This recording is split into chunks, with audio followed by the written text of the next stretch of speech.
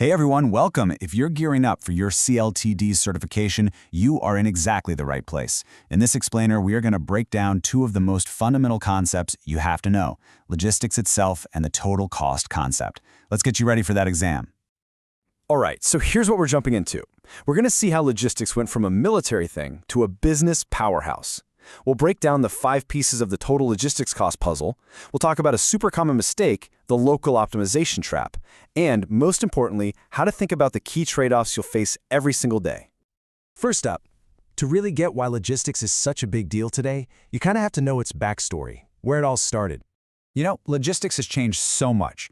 Way back when, it was purely a military concept, getting bullets and beans to the front line. That was it. But then in the 70s and 80s, something clicked in the business world. With computers and globalization, companies realized all these separate tasks, warehousing, shipping, were actually connected.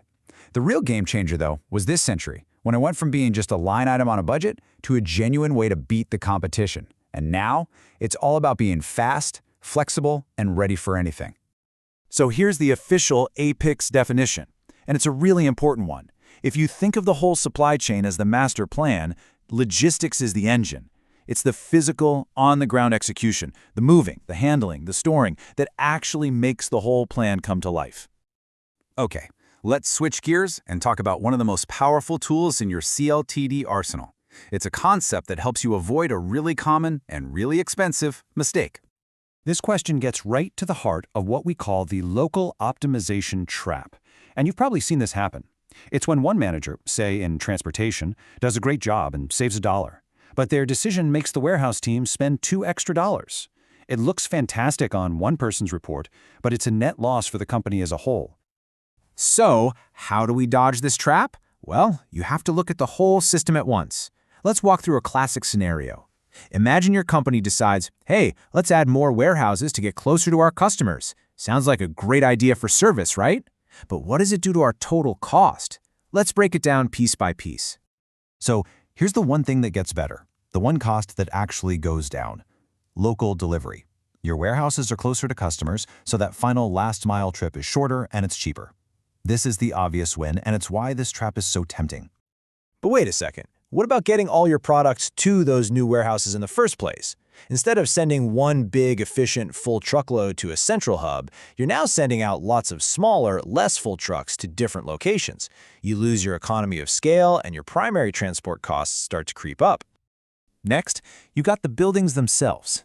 Even if the new warehouses are smaller, you're paying more rent in total.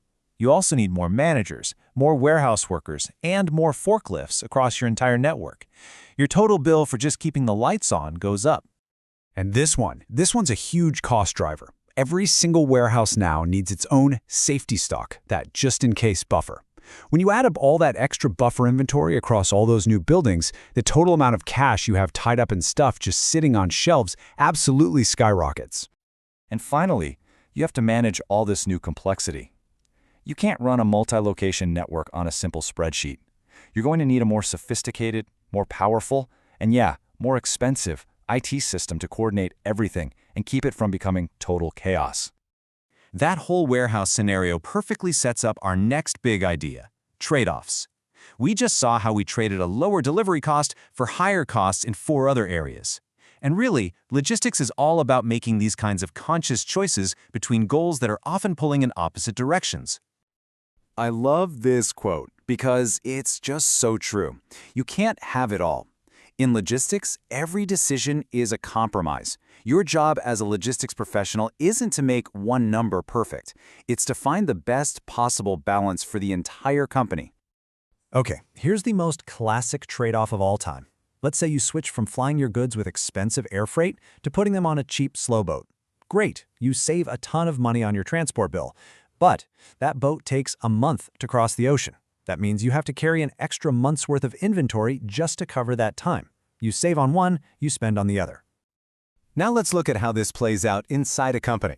The production manager wants to make their numbers look good, so they run the factory for 2 weeks straight, making a massive batch of one product. Why? Because it drives their cost per unit way down. But then that mountain of product lands in the warehouse, and suddenly logistics is facing a huge spike in storage and inventory costs. One department's optimum just became another's nightmare. And it's the exact same story with marketing. They want to go out and promise customers the world, free 2-day shipping on everything, because it helps them win sales. But to actually pull that off, logistics would have to build an incredibly expensive network. So you have marketing pushing for the highest possible service, while logistics is trying to find the lowest total cost. It's a natural tension. All right, let's bring it all home. Let's really focus on what you need to lock in from this session for your CLTD exam. If you only remember one thing, make it this. Logistics is a system. It's all connected. You can't just change one thing without affecting everything else. The goal is never to just crush one single cost. It's to find that sweet spot, that optimal balance for the entire business by looking at the total cost. So when you're studying, really drill down on these points. You've got to be able to list those 5 components of total cost. Be ready to explain the local optimization trap with a clear example. And make sure you can talk about those classic trade-offs and the journey logistics has taken from a simple cost center to a strategic weapon. So I'll leave you with a final thought to chew on. Looking ahead, with customers demanding things faster and cheaper than ever before, which one of these trade-offs do you think is going to be the absolute hardest one to manage in the next 5 years? That's the real challenge for the next generation of logistics leaders.